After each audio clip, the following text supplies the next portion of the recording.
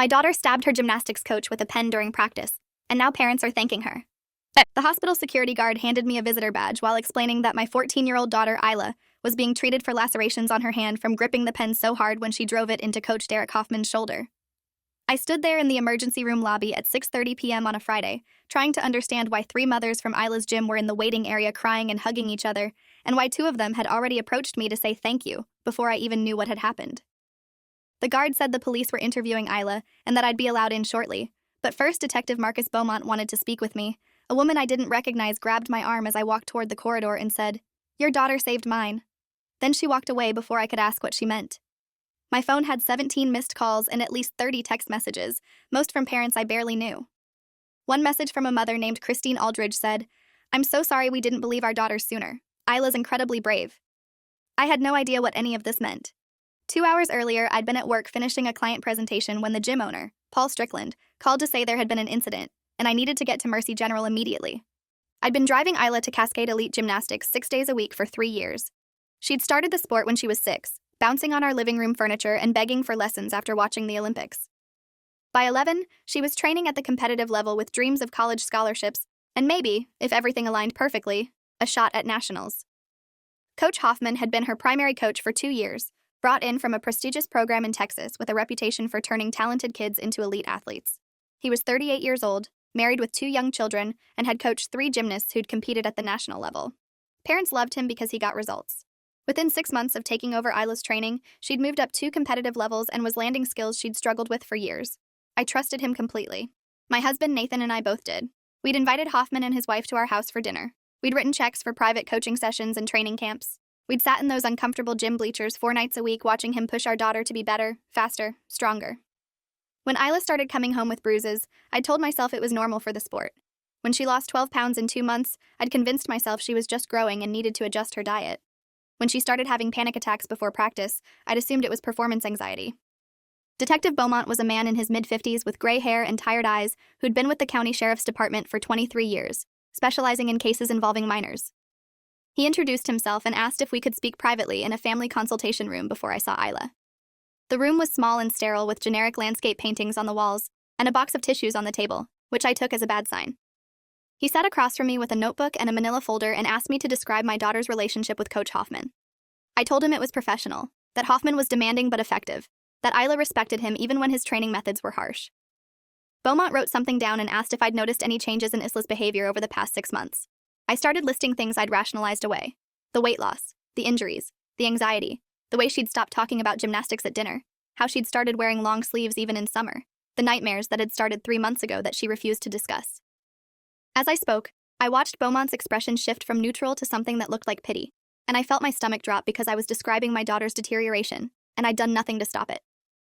Beaumont opened the folder and showed me photographs that made my hands start shaking.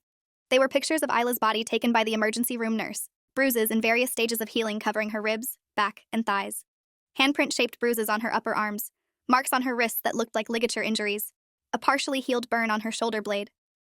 The detective explained that when Isla had been brought to the hospital, the attending physician, Dr. Yolanda Chen, he stopped himself, checked his notes, and corrected. Dr. Yolanda Reeves had immediately recognized signs of sustained physical abuse and contacted Child Protective Services and law enforcement as mandated by state law. I stared at the photos trying to understand how my daughter had been hiding injuries this extensive. Beaumont said Ayla had been wearing compression garments under her clothes and had been changing for gym and bathroom stalls instead of the locker room. Other gymnasts had noticed but assumed she was self-conscious about her body. I asked why she would stab her coach if he'd been hurting her, why she wouldn't just tell me, and Beaumont said we needed to understand what had happened today before we could address the broader pattern. He said this wasn't a simple assault case and that the situation was significantly more complicated than I understood. According to the preliminary statements from witnesses, Isla had been practicing vault when Coach Hoffman stopped her mid-run and began criticizing her form in front of the entire team. 12 girls aged 9 to 16 had been in the gym along with 2 assistant coaches and approximately 15 parents watching from the observation area. Hoffman had grabbed Isla's arm and pulled her aside, speaking to her in what witnesses described as an aggressive, demeaning manner. Isla had tried to walk away and Hoffman had grabbed her again, this time by both shoulders, shaking her while yelling that she was lazy and worthless and would never be successful if she couldn't follow simple corrections. One of the assistant coaches, a woman named Jennifer Locke, had started walking toward them, but before she could intervene, Isla had pulled a pen from her gym bag and stabbed Hoffman in his left shoulder with enough force to embed the pen nearly 2 inches into his deltoid muscle. Hoffman had stumbled backward, screaming, and Isla had stood there with blood on her hands, not running or crying, just staring at him with what multiple witnesses described as complete calm. Jennifer Locke had immediately separated Isla from the other gymnasts, while the other assistant coach called 911. That's when everything had started unraveling. While paramedics were treating Hoffman's wound, several girls had started crying and talking rapidly about things the coach had done to them. One of the younger gymnasts, a 10-year-old named Madison Torres, had broken down completely and told her mother that Coach Hoffman had been hurting her during private training sessions for months. Another girl, 15-year-old Ainsley Cooper, had started hyperventilating and admitted she'd been too scared to tell anyone that Hoffman had been taking girls into the equipment storage room and doing things that made them uncomfortable. Jennifer Locke, who'd been an assistant coach at the gym for 8 months, had immediately told police that she'd reported concerning behavior to the gym owner, Paul Strickland, multiple times over the past 6 months, and had been told she was overreacting, and that Hoffman's training methods were old school but effective. By the time I'd arrived at the hospital, 3 mothers had already contacted attorneys, and Detective Beaumont had opened an investigation into systematic abuse at Cascade Elite Gymnastics. The pen stabbing wasn't a random act of violence. It was the breaking point after months or possibly years of abuse that had been ignored, rationalized, or deliberately hidden. Beaumont asked if I wanted to see Isla now, or if I needed more time to process what I'd learned. I said I needed to see my daughter immediately. He escorted me to a private examination room where Isla sat on the edge of a hospital bed with bandages on her right hand and a blanket wrapped around her shoulders despite the room being warm. A crisis counselor from the county's Child Advocacy Center sat nearby, a woman who introduced herself as Monica Fletcher with 15 years of experience in child trauma. Isla looked up when I entered and her eyes filled with tears, but she didn't cry. She just said, "I'm sorry, Mom." I crossed the room and pulled her into a hug, careful not to press too hard because I didn't know where else she might be injured. I told her she had nothing to apologize for and asked if she was okay. She said her hand hurt and that the doctor had given her something for anxiety, but otherwise she was fine. Then she said, "I couldn't let him hurt Maddie anymore. She's only 10. I had to make it stop." Over the next hour, with Monica Fletcher present and Detective Beaumont recording the conversation, Isla told me everything. Coach Hoffman had started getting physical during training about 18 months ago, shortly after Isla had qualified for the regional championships. His methods had progressively intensified from aggressive spotting and physically manipulating her body during skills to deliberately causing pain as punishment for mistakes. He would grab her arms hard enough to leave bruises when she didn't stick a landing. He would make her hold painful positions until she cried. He would isolate her from the other gymnasts during water breaks and tell her she was fat, stupid, and would never succeed unless she followed his exact instructions without question. Isla had tried to tell me twice, but I'd been distracted by work deadlines and had dismissed her complaints as normal coach-athlete friction. She'd stopped trying after I told her that elite training was supposed to be hard and that she needed to toughen up if she wanted to be competitive. Hearing those words repeated back to me in my daughter's voice made me feel physically sick because I'd failed to protect her when she'd asked for help. The abuse had escalated 6 months ago when Hoffman started conducting private evaluation sessions in the equipment storage room.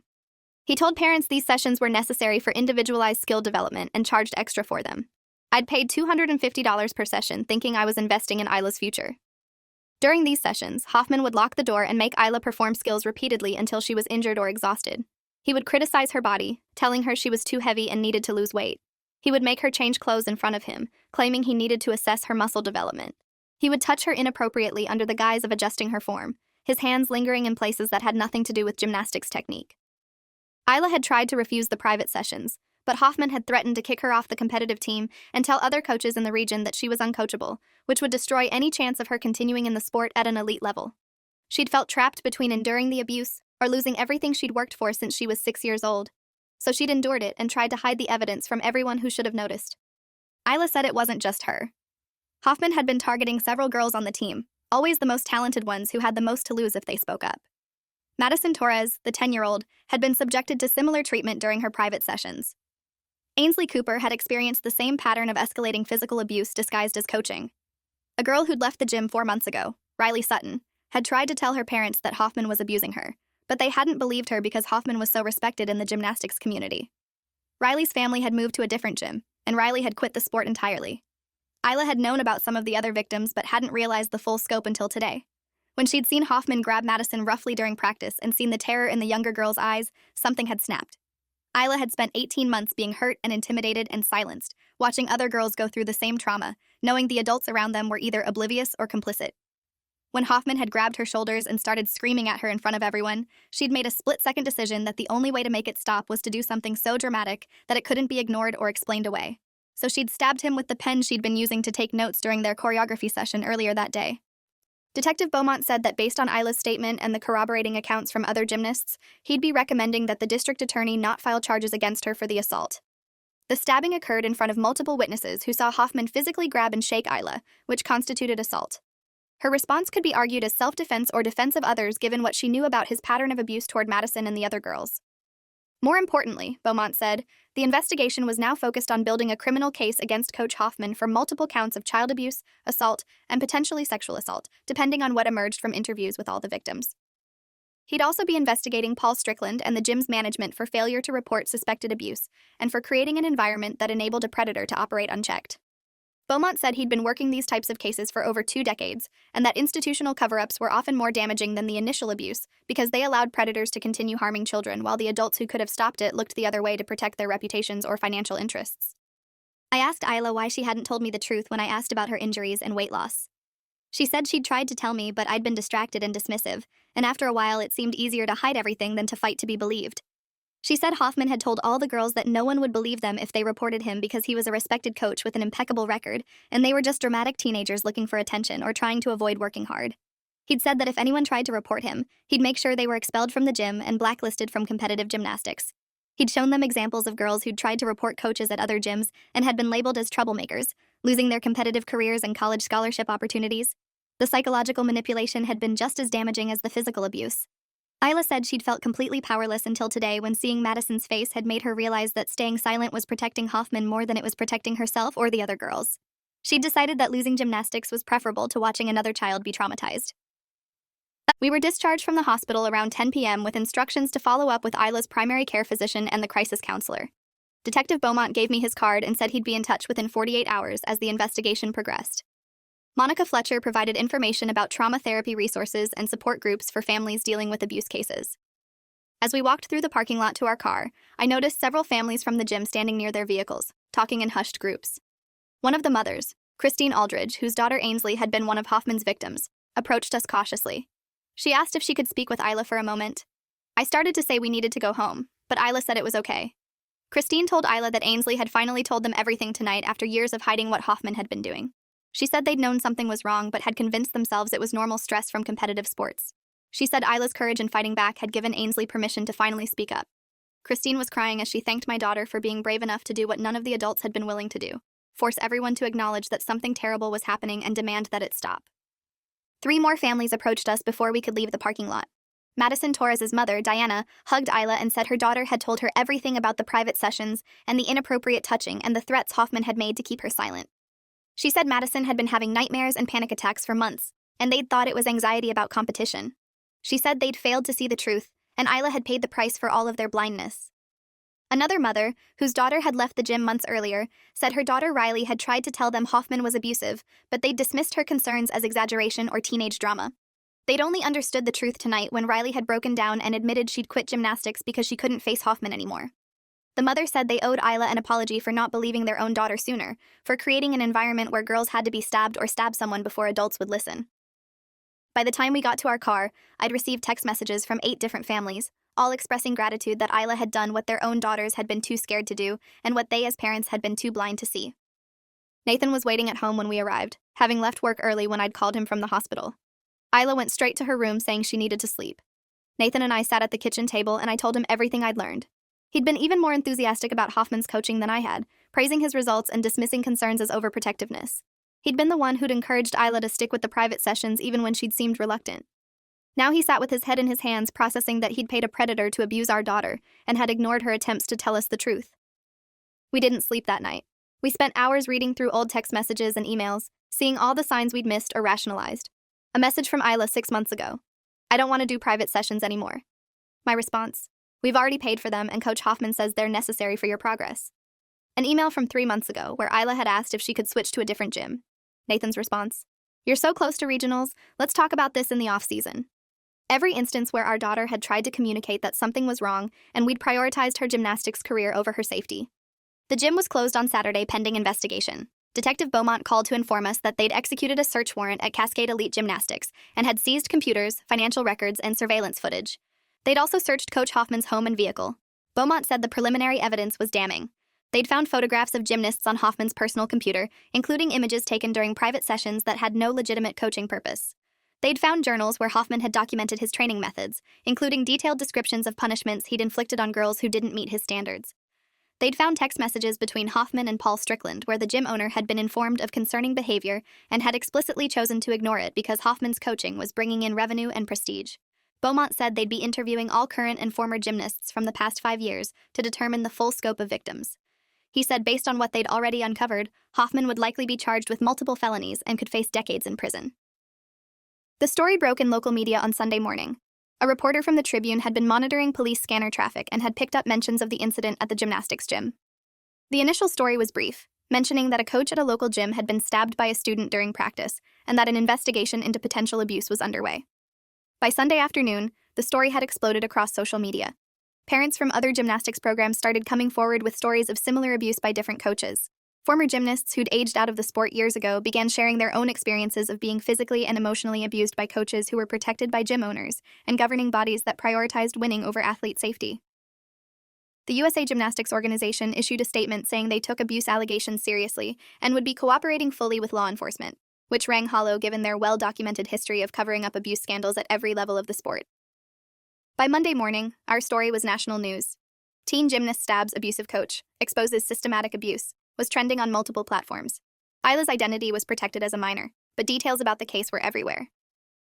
On Monday afternoon, I received a call from an attorney named Grace Holloway, who specialized in representing victims of institutional abuse. She'd been following the case and wanted to offer her services pro bono to represent Isla and potentially other victims in civil litigation against Coach Hoffman, Paul Strickland, and Cascade Elite Gymnastics. Holloway had successfully represented victims in several high-profile abuse cases, including lawsuits against youth sports organizations and religious institutions that had covered up predatory behavior. She explained that criminal prosecution would hold Hoffman accountable criminally, but civil litigation could expose the systemic failures that had enabled his abuse and potentially prevent future victims.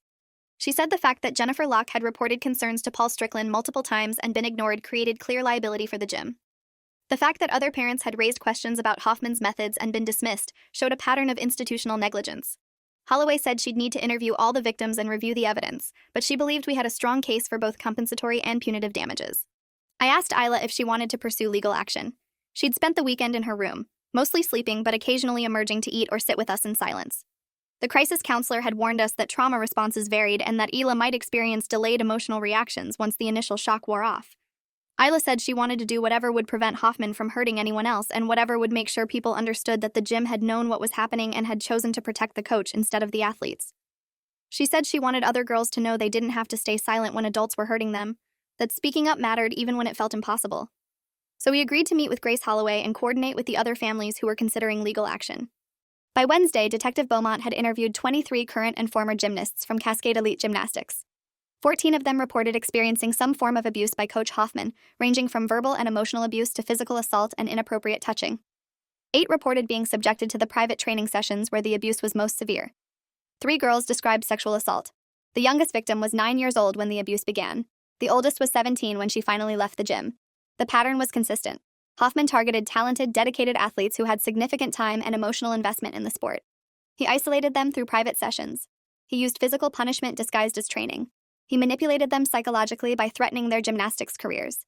He created an environment of fear where girls competed for his approval while simultaneously being terrified of his anger. Parents had paid thousands of dollars for their daughters to be systematically traumatized by a predator who'd been operating with the full knowledge and protection of the gym's management. The other assistant coach besides Jennifer Locke, a man named Kevin Ortega, admitted during his police interview that he'd witnessed Hoffman being physically rough with gymnasts on multiple occasions. He'd seen bruises and had heard girls crying in the storage room during private sessions. He'd never reported any of it because he'd assumed it was Hoffman's coaching style and hadn't wanted to jeopardize his own employment by questioning a more experienced coach.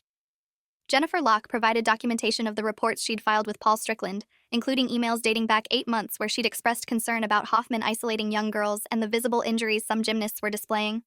Strickland's responses to her emails were dismissive, telling her that elite coaching required intensity and that she needed to understand the culture of competitive gymnastics before making accusations. In one email, he'd explicitly told her that if she couldn't support the coaching staff, she should consider whether she was suited for working at an elite training facility. The documentation proved Strickland had been aware of concerning behavior and had chosen to protect his financial investment in Hoffman rather than investigate potential abuse. Paul Strickland was arrested on Thursday and charged with failure to report child abuse, a felony under state law mandating that anyone working with minors who suspects abuse must report it to authorities immediately. He was also charged with conspiracy and reckless endangerment. His attorney released a statement claiming Strickland had been unaware of the severity of Hoffman's actions and had believed the coaching methods were within industry standards. This defense collapsed when investigators found financial records showing that Strickland had been receiving kickbacks from Hoffman's private session fees and had a direct financial incentive to keep Hoffman employed regardless of complaints. The gym's business model had been built on Hoffman's reputation and results. Removing him would have meant losing families who'd come specifically to train with him. Strickland had prioritized profit over the safety of children in his care. The gym's insurance company refused to cover the impending lawsuits, citing willful misconduct and fraud. Cascade Elite Gymnastics filed for bankruptcy within a week. Coach Derek Hoffman was formally charged on Friday with 32 counts including child abuse, assault, sexual assault of minors, unlawful restraint, and witness intimidation. His bail was set at $500,000, which he posted using his house as collateral. The conditions of his release included electronic monitoring, surrender of his passport, and absolutely no contact with anyone under 18. His wife filed for divorce the same day, releasing a statement saying she'd been unaware of her husband's actions and was cooperating fully with authorities. She moved out of their home with their 2 children and filed an emergency protective order. Hoffman's attorney held a press conference claiming his client was innocent and that the allegations were part of a coordinated effort by disgruntled families who were upset their daughters weren't advancing as quickly as they'd hoped. This defense strategy immediately backfired when reporters pointed out that 14 separate victims with consistent accounts and physical evidence were not a coordinated conspiracy, but a clear pattern of predatory behavior. The preliminary hearing was scheduled for 6 weeks later. Grace Holloway had assembled a team representing 9 families who were pursuing civil litigation. She'd filed a joint lawsuit against Hoffman Strickland, Cascade Elite Gymnastics, and the building's landlord who'd allegedly been aware of concerning activities in the facility and failed to act.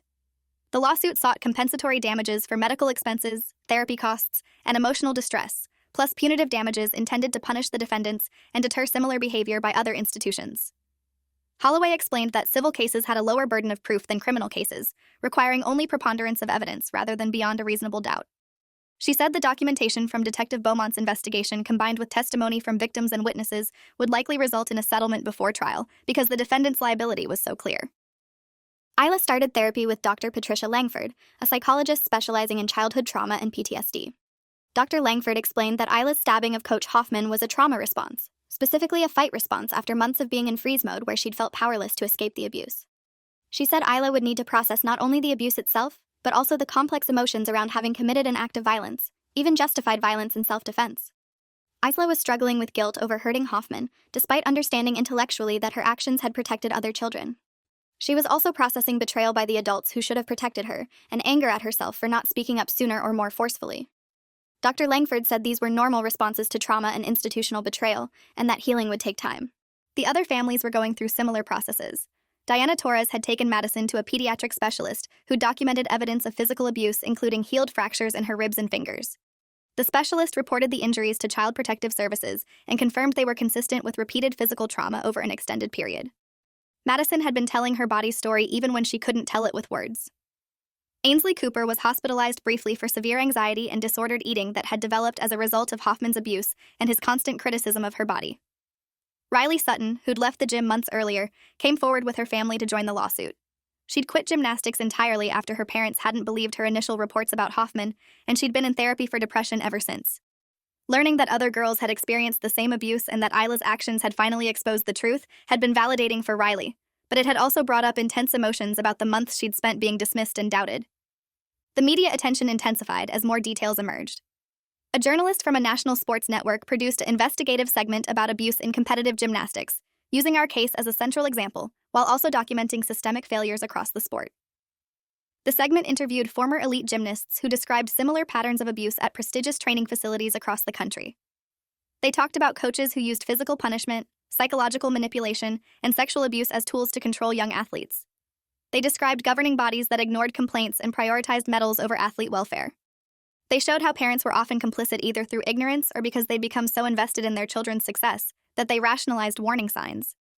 The segment included an interview with a former Olympic gymnast who'd been sexually abused by her coach for years, while the national governing body received and dismissed multiple reports. She said the culture of gymnastics taught girls to endure pain without complaint, to trust coaches absolutely, and to believe their worth was tied to their performance. That culture created perfect conditions for predators. 3 months after the stabbing, the civil lawsuit was settled. Hoffman's homeowner's insurance paid $1.2 million to be distributed among the 9 families in the lawsuit. Cascade Elite Gymnastics' remaining assets, approximately $340,000, were liquidated and added to the settlement fund. Paul Strickland declared personal bankruptcy, but was required to pay $50,000 from personal assets that had been hidden from bankruptcy proceedings. The settlement included mandatory reform provisions requiring the building's landlord to implement child protection policies for any future youth sports programs operated in their facilities. Grace Holloway held a press conference announcing the settlement and emphasizing that while no amount of money could undo the harm caused to the victims, the settlement represented accountability and would fund therapy and medical treatment for the survivors. She said the mandatory reforms were potentially the most important outcome because they might prevent future abuse. Coach Hoffman's criminal trial was scheduled for 5 months after the incident. The prosecution had offered a plea deal, 20 years in prison with possibility of parole after 15, in exchange for guilty pleas on all counts, which would spare the victims from testifying. Hoffman's attorney was pushing for trial, apparently believing they could create reasonable doubt or get a sympathetic jury. The district attorney, Robert Kimball, a former prosecutor with 28 years of experience, said he was prepared to take the case to trial and was confident in the evidence. He had testimony from 14 victims, physical evidence of injuries, documentation from Dr. Reeves showing patterns of abuse, psychological evaluations from Dr. Langford and other therapists, testimony from Jennifer Locke about reporting concerns that were ignored, and Hoffman's own journals and photographs that documented his actions. Kimball said the evidence was overwhelming and that Hoffman would likely receive a much longer sentence if convicted at trial than if he accepted the plea deal. Isla was preparing to testify if the case went to trial. Dr. Langford was helping her process the trauma of potentially facing Hoffman in court and recounting the abuse publicly. Isla said she wanted to testify because she wanted Hoffman to hear directly from her how much harm he'd caused, and because she wanted other survivors to see that speaking up mattered even when it was terrifying. She'd been working on a victim impact statement that described the physical, emotional, and psychological damage Hoffman had inflicted and how his abuse had stolen her love of gymnastics and her ability to trust adults. She'd written about the nightmares and the panic attacks and the way she now flinched when anyone touched her unexpectedly. She'd written about losing 2 years of her childhood to fear and pain and about watching her younger teammates suffer while feeling powerless to protect them. She'd written about the moment she'd stabbed him and how it had felt like the only way to make the nightmare stop. The trial never happened. 2 weeks before the scheduled court date, Hoffman accepted a modified plea deal. 25 years in prison with no possibility of parole before 20, lifetime registration as a sex offender, and permanent prohibition from any contact with minors. In exchange, the prosecution agreed not to pursue additional charges that had been discovered during the investigation, including evidence that Hoffman had abused gymnasts at previous facilities in Texas and Oregon before coming to our state. Hoffman would be in prison until he was at least 58 years old. He would be in his 60s before he could potentially be released, and he would be monitored for life. The victims were allowed to deliver impact statements at the sentencing hearing, even though there was no trial. The courtroom was packed for the sentencing. Isla sat in the front row with me and Nathan, her hand gripping mine so tightly my fingers went numb. 8 other victims were present with their families. Detective Beaumont sat in the back, having followed the case from that first night in the hospital through the entire investigation. Grace Holloway sat with us as well, having become not just our attorney but an advocate who genuinely cared about these families. Judge Franklin Hayes, who'd been on the bench for 16 years specializing in criminal cases involving minors, presided over the hearing. He explained that while the plea deal had been accepted, the court still needed to hear from victims before imposing the agreed-upon sentence. Madison Torres spoke first. She was 11 now, small for her age and clearly terrified of being in the same room as Hoffman, even with her parents and security present. She read from a prepared statement describing how Hoffman had hurt her during private sessions, and told her that if she ever told anyone, no one would believe her because she was just a stupid little girl and he was a respected coach. She said she'd believed him until Isla had fought back and proven that even when adults said no one would believe you, sometimes people did. She said she still had nightmares and was afraid to do gymnastics anymore, but she was in therapy and trying to feel safe again. She thanked Isla for saving her from more abuse. Ainsley Cooper spoke next. She was 16 now and had gained back some of the weight she'd lost during the worst of her disordered eating. She described Hoffman's systematic destruction of her self-esteem through constant criticism of her body and ability. She described the physical abuse during training and the fear that had controlled every moment of her life for 2 years. She said she'd attempted suicide 6 months ago because she couldn't see any way out of the situation. She was alive now because her parents had found her in time and because Isla's actions had finally made people listen. She said Hoffman had stolen her teenage years and her love of gymnastics and her ability to trust, but he wouldn't steal her future because she was determined to heal. Riley Sutton, who'd left the gym months before the stabbing, described trying to tell her parents about the abuse and not being believed. She described the isolation and depression that followed and her decision to quit gymnastics entirely because facing Hoffman was too traumatic. She said learning that other girls had experienced the same abuse had been validating but also devastating because it meant more children had been hurt after she'd tried to speak up. She thanked Isla for doing what she hadn't been able to do and for forcing everyone to finally acknowledge the truth. Isla spoke last. She'd rewritten her statement multiple times with Dr. Langford's help, trying to find words for experiences that felt beyond language. She described the first time Hoffman had hurt her and how she'd told herself it was an accident, just aggressive coaching. She described the escalation over 18 months from painful physical corrections to deliberate abuse to inappropriate touching. She described the private sessions in the locked storage room and the terror of knowing she was trapped with someone who hurt her while her parents sat in the waiting area, trusting that she was being trained by an expert. She described losing weight and sleep and her sense of safety and how no one noticed or cared enough to ask the right questions. She described seeing Madison's face during practice that day and knowing she couldn't let Hoffman hurt another child the way he'd hurt her. She said she'd grabbed the pen without thinking, just knowing she had to make it stop. She said she didn't regret fighting back, but she wished she'd never been put in a position where violence felt like the only option. Then Isla looked directly at Hoffman for the first time. He sat at the defense table in an orange jumpsuit, refusing to make eye contact with any of the victims. Isla said, "You told me I was weak and worthless and that no one would believe me. You were wrong. I'm stronger than you ever gave me credit for, and 14 girls believed me enough to come forward with their own stories. You stole my childhood, but you didn't break me. I'm going to heal and I'm going to help other survivors find their voices. You're going to prison and everyone knows what you are. That's justice." Her voice didn't shake once. Judge Hayes asked Hoffman if he wanted to make a statement. Hoffman's attorney advised him to decline, but Hoffman stood anyway. He started to say something about how he dedicated his life to developing young athletes and how his methods had been misunderstood. Judge Hayes cut him off immediately, saying the court wasn't interested in self-serving justifications from someone who'd pleaded guilty to abusing children. He told Hoffman to sit down and be silent. Then the judge delivered a scathing statement about adults who betrayed children's trust and institutions that enabled abuse through negligence or deliberate indifference. He said the gymnastics community and youth sports generally needed to fundamentally rethink how they balanced competitive success with athlete welfare. He said the adults in this case, from coaches to gym owners to some parents, had failed catastrophically to protect vulnerable children. He imposed the 25-year sentence with an additional recommendation that parole be denied when Hoffman first became eligible. Paul Strickland's criminal case was resolved separately. He pleaded guilty to failure to report child abuse and reckless endangerment. He received 3 years in prison and permanent prohibition from operating or working in any youth sports facility. His testimony during the plea negotiations had revealed that he'd received at least 6 separate complaints about Hoffman's behavior over 2 years and had dismissed all of them. He'd prioritized the gym's reputation and his personal income over investigating serious allegations of child abuse. Judge Hayes, who also presided over Strickland's sentencing, said that while Strickland hadn't directly abused children himself, his willful blindness had enabled years of abuse and made him morally and legally culpable. The national gymnastics community responded to the case with promised reforms. USA Gymnastics, already under intense scrutiny from previous abuse scandals, announced new mandatory reporting protocols and independent oversight mechanisms. Several other coaches and gym owners across the country faced investigations as victims emboldened by our case came forward with their own stories. The case became a reference point in discussions about institutional accountability and mandatory reporting requirements. Universities redesigned their youth sports programs with enhanced child protection measures.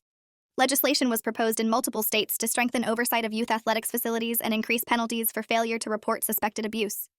Isla stopped doing gymnastics. She said the sport would always be connected to trauma, and she needed to find new activities that didn't carry those associations. She started rock climbing and discovered she loved it. The individual nature of the challenge and the supportive climbing community that was nothing like the toxic competition culture of elite gymnastics. She continued therapy with Dr. Langford and joined a support group for young survivors of abuse. She became an advocate, speaking at schools about recognizing abuse and the importance of believing victims. She partnered with child protection organizations to develop educational materials for parents and coaches about creating safe sports environments. By the time she turned 16, she'd spoken to thousands of people about her experience and had received letters from young athletes across the country thanking her for giving them courage to speak up about their own situations. The other victims healed at different paces. Some returned to gymnastics at different facilities with coaches who prioritized safety and consent. Others left the sport entirely, finding new passions that weren't tainted by trauma. All of them were in therapy working through the complex aftermath of abuse and institutional betrayal. The parents, including Nathan and me, also sought counseling to process our guilt about missing warning signs and our anger at the institutions that had betrayed our trust. We joined a support group for parents of abuse survivors, learning how to support our children's healing while managing our own emotions. Grace Holloway continued advocating for institutional reform and represented other victims in similar cases. She used our case as a template for holding not just individual predators accountable, but also the institutions and systems that enabled them. She worked with legislators to draft stronger child protection laws and with sports organizations to implement better safeguarding policies. She became a national expert on institutional liability in youth sports abuse cases, using her platform to push for systemic change. Detective Beaumont retired from law enforcement 2 years after our case, having spent his final years focusing on institutional abuse investigations. He'd helped expose 3 additional abuse situations in youth sports and religious organizations by the time he left the department. He told us during his retirement party that Isla's case had been one of the most impactful of his career because it had demonstrated how a single act of desperate courage could unravel entire systems of corruption and abuse. Jennifer Locke, the assistant coach who'd tried to report Hoffman and been silenced, became a vocal advocate for whistleblower protections in youth sports. She testified before legislative committees about the retaliation she'd faced for trying to protect children and the need for stronger legal protections for employees who report suspected abuse. She helped draft model policies for youth athletics facilities that mandated independent investigations of all abuse allegations and prohibited retaliation against anyone who reported concerns in good faith. 3 years after Isla stabbed Coach Hoffman with a pen during gymnastics practice, I stood in the audience at a conference on child protection in youth sports and watched my daughter deliver a keynote speech to hundreds of coaches, administrators, and parents. She was 17 now, poised and articulate, no longer the traumatized 14-year-old who'd been desperate enough to commit violence to protect herself and other children. She spoke about the importance of believing young people when they report abuse, about the institutional failures that enable predators, and about the responsibility adults have to create environments where children feel safe speaking up. She said that no child should ever have to stab a coach to be heard. She said that her act of violence had been necessary because every legitimate channel for reporting and stopping abuse had failed. She said the goal now was to fix those systems so that future children could seek help through proper channels and be confident that adults would protect them rather than protecting abusers. The audience gave her a standing ovation. Afterward, multiple parents approached to thank her for her courage and to share their own stories of recognizing warning signs in their children's coaches or programs. Several coaches told her that her story had changed how they thought about their responsibilities to athletes and had made them more vigilant about creating safe, respectful training environments. The conference organizers asked if she'd be willing to speak at other events, to continue sharing her experience in service of preventing other children from going through similar trauma. Isla agreed because she'd found purpose in transforming her worst experience into a force for protecting others. I drove home from the conference thinking about that night in the hospital emergency room when I'd had no idea why parents were thanking my daughter for stabbing her coach. I understood now. They were thanking her for doing what none of the adults had been willing or able to do: force everyone to acknowledge that children were being systematically harmed and demand that it stop. They were thanking her for sacrificing her own safety and innocence to protect younger, more vulnerable victims. They were thanking her for proving that even when institutions fail and adults look away, one person's courage can still make a difference. Isla had paid an enormous price for that courage, losing her sport and 2 years of her childhood to trauma. But she'd also saved an unknown number of children from being victimized by Hoffman and had sparked reforms that would protect countless others across the sport. That was worth gratitude. That was worth the standing ovation. That was worth the parents who still, 3 years later, approached me in grocery stores and at community events to thank my daughter for being brave enough to fight back when fighting back was the only option left. Thanks for watching till the end. Make sure to subscribe and like to not miss the next story.